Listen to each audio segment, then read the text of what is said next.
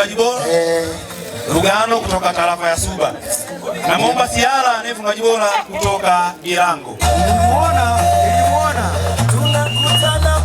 Kwa niaba ya Nyansawa Foundation, mimi nimekuja hapa tu kama mwakilishi.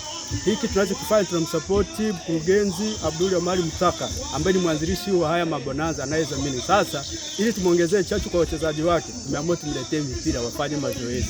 Nafikiri tutafanya kama Nyansawa Foundation, tutafanya zaidi hapo kumsupport mkurugenzi mtendaji wa halmashauri ya wilaya ya Rorya ndugu Abdul Mtaka. Kipekee mimi ni mtumishi wa halmashauri ya wilaya ya Rorya ambaye nilipata fursa ya kukutana na viongozi wa Nyansawa Foundation. Nikashare nao. Wale viongozi ni wao wa Nyansawa Foundation ni watu makini sana, wanasikiliza watu. Kipekee nimsemee brother Werema ambaye nilimwambia akanisikiliza. Kipekee walituahidi hadi jezi, sema sawa muda hatukupata jezi, lakini tunategemea tutakuja tupate jezi kwa ajili ya watumishi wenzetu. Mimi kwa nini nimesemea Rorya? Mimi ni mtumishi wa Rorya.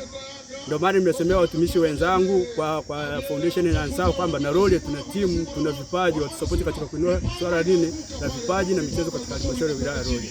Wito wangu kwa mkurugenzi wa Nyansawa Foundation, tunamuomba aendelee kusapoti michezo, maana michezo imekuwa njia pekee ya kuimarisha afya kwa watumishi, amani na mshikamano katika jamii. Ukiangalia vijana wetu wengi hawana kazi za kufanya. Kwa hiyo kupitia michezo tunaweza kuwa tunaibua vipaji, watu wakapata fursa katika kujitengenezea kipato au maendeleo. Ukiangalia wachezaji wengi wanatoka chini. Kwa hiyo kupitia hii michezo tunaweza kuibua mtu kutoka chini akaonekana juu kama wachezaji wengine wanavyoonekana, kina Shabarara, kina Mpanzu, ni watu ambao wameanzia chini.